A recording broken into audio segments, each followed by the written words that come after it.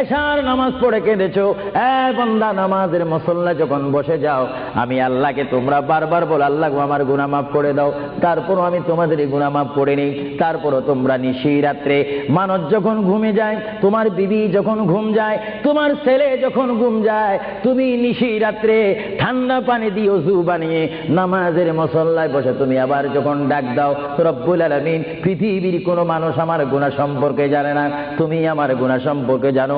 আমি এমন গুনাহ করেছি আমার বিবি জানে না, বিবি গুনাহ করেছে আমি জানি না, আল্লাহ তুমি সব কিচ্ছু জানো, হে আমার প্রভু তুমি আমাকে মাফ করে দাও। আমার আল্লাহ বলে তারপরও যদি তোমাদেরকে আমি মাফ না করি, তারপরও বান্দা তোমরা আমার রহমতের দরজা থেকে ফিরে যাইও না। আমি তোমাদেরকে হুকুম দিচ্ছি, ওয়ালাউ আন্নাহুম ইয যালামু আনফুসাহুম জাউকা, বান্দারে যদি গুনাহ করে ফেলো আমার রহমত থেকে মুখ ফিরে তুমি চলে যাইও না। বান্দা আকাশ পরিমাণ যদি গুনাহ করো, পাতাল পরিমাণ যদি গুনাহ করো, সাগরের পানি পরিমাণ যদি গুনাহ করো, পাহাড় তুলনায় যদি তুমি গুনাহ করো, আমার দরবার থেকে তুমি নিরাশ হইও না। বান্দা আমি তোমাকে একটি রাস্তা বাতাই দিচ্ছি, একটি পথ তোমাকে আমি দেখাই দিচ্ছি। সেই পথটি কোন পথ তোমরা জানো?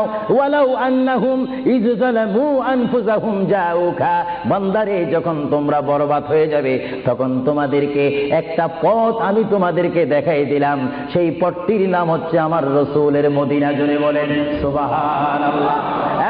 বান্দা আমার নবীর দরবারে গিয়ে কেঁদে কেঁদে তোমরা বলো ইয়া রাসূলুল্লাহ, ইয়া হাবিবাল্লাহ, আয়া আকা ইয়া রাসূলুল্লাহ। আল্লাহ কোরআনে বলেছে ওয়ালাউ আন্নাহুম ইয যালামু আনফুসাহুম জাউকা ফাস্তাগফিরুল্লাহ ওয়াস্তাগফার লাহুমুর রাসূল।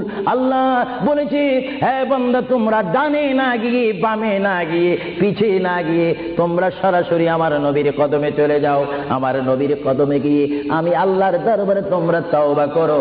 তওবা করতে করতে তোমাদের চোখের পানি যখন বাইর হয়ে যাবে, আর ওই মুহূর্তে যদি আমার বন্ধু যদি তোমাদের জন্য আমার দরবারে সুপারিশ করে, আমি আল্লাহ তোমাদেরকে ওয়াদা দিয়ে দিলাম, গ্যারান্টি দিয়ে দিলাম, আমার রাসূল যদি তোমাদের জন্য আমার দরবারে সুপারিশ করে, সঙ্গে সঙ্গে বান্দা তোমার অতীতের জীবনের কবিরা সগীরা গুনাহ মাফ করে দেব। জোরে বলেন সুবহানাল্লাহ, আরো জোরে বলেন। আমার আপনার গুনাহ মাফ করার জন্য রাসূলুল্লাহর দরবারে যাওয়ার দরকার আছে কিনা? চিৎকার জীবনে আছে কিনা? এটা কোরআনের অপব্যাখ্যা নয়, কোরআন শরীফের আয়াত। ওয়ালাউ আন্নাহুম ইয যালামু আনফুসাহুম জাউকা, যারা তাফসীরি পড়েছেন, তাফসীর জালালাইন পড়েছেন, টাইটেল পড়েছেন, বুখারী পড়েছেন, মুসলিম পড়েছেন, ইবনে মাজাহ পড়েছেন, সিয়াসিত্তা পড়েছেন, হাদিস পড়েছেন, ইজমা পড়েছেন, কিয়াস মেনেছেন, উসুল মেনেছেন, বালাগাত মেনেছেন, মুনতিক মেনেছেন, শরীয়ত বুঝেছেন, তরিকত বুঝেছেন, হাকিকত বুঝেছেন, ইলমে লুদুনি পেয়েছেন, ইলমে তাসাউফ মেনেছেন, তারা অবশ্যই স্বীকার করবে মানুষের একমাত্র মুক্তির স্থান, পরিত্রাণের স্থান, আসলের স্থান, নাজাতের স্থান, আল্লাহ পাওয়ার স্থান মুহাম্মদুর রাসূলুল্লাহ কদম মুবারক। চিৎকার দিয়ে বলেন সুবহানাল্লাহ।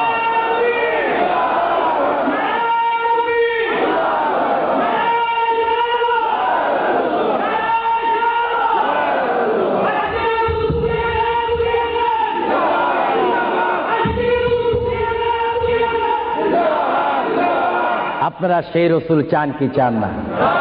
অবশ্যই চাইবেন, না চাইলেও চাইবেন। কেন চান নেই? অবশ্যই আফসোস করবেন।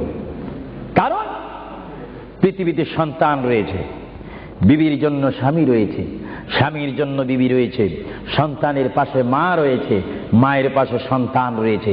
এটার নাম দুনিয়া। আর দুনিয়াও মাজরাতুল আখিরা। কিন্তু এই দুনিয়া যেই দিন জীবনের সমাপ্তি, বিদায় ঘণ্টা বেজে যাবে,